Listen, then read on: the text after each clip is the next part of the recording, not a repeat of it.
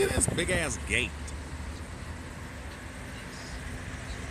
Wow, look at these big ass houses. Now, whenever I start to get to thinking about, somebody said, Bill, you're kind of being racist about some different things, and I get to thinking why they threw Native Americans in Oklahoma and then to die.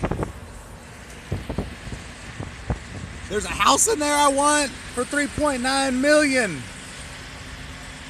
All right, now get this. They have a neighborhood here called Gaillardia in North Oklahoma City. Look at these big, humongous, gaudy monstrosities. And these aren't even the big ones. These are the shitty ones because they have a community within a fucking community. Look at the big ass, and it's like at a big giant gate. Now, whenever I start thinking, I'm like, oh man, maybe I'm being kind of rough on people. I got to thinking this. They threw natives in here to die. Now, if that wasn't enough, when they found oil here, they said, nah, we need this back, natives. Y'all got to fucking go. It's not funny because today I actually looked at some of the largest oil companies in Oklahoma. Chesapeake Energy, Devon Energy, Anadarko Petroleum. Anadarko, that's like a native name, right? So you're thinking the board of directors that set over this oil and energy company, there's got to be at least one. Just one. Nope. Look at it. I looked even at the last names just to say, you know what? Maybe there's somebody that's maybe, I don't know. Maybe they've got some native last name.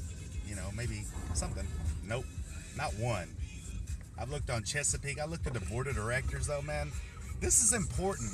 And I say that because natives, if you're going to get a degree, something that's going to benefit us, stop smoking fucking weed. We don't need somebody that does like designs and t-shirts and dumb shit like that. Like, I'm only saying that to be effective because, like, be serious about life because we get raped for our laws. We get raped for our stuff that... Is it boring? Is it boring terminology? Yes, it is. Nobody wants to sit and, like, think about, like, generally accepted, applied, accounting principles. Nobody wants to sit there and think about that. Nobody wants to think about medical because we have a different diet than white people.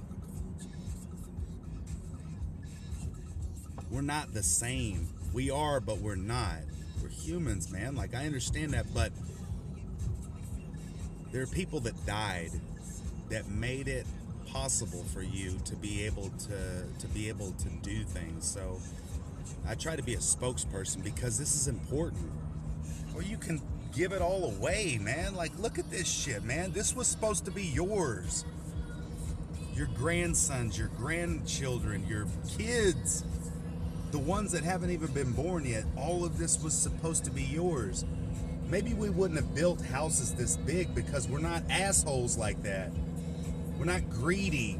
We don't feel the need to go like slaughter another country called Iran, Iraq, or jump in the middle of Middle Eastern stuff because that's not our way. That's their problems.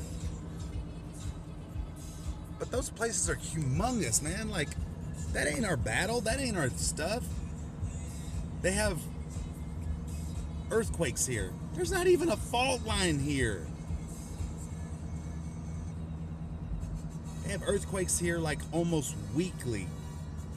They don't give a shit about this ground, this land, nothing's, we appreciate things a lot differently. My mom used to say, did you know, and this was like 20 years ago, she goes, do you know that they'll have a black president before they have a white woman president? And I was like, why? She goes, there's something about white men and power. And I was like, what do you mean? Of course, she doesn't mean all of them. But white men have this hard thing with relinquishing power because deep down inside, they won't even They won't even elevate their own women. Coco Chanel created the first pantsuit. Ask any woman when she buys jeans or a pantsuit. They're created by, they buy them in, um, they buy them in dress sizes. It's because back then women were expected to be, you know, like a, what is it, secretary. They were supposed to be, you know, anything but actually working. It wasn't really honorable. And the other housewomen used to catcall them, man.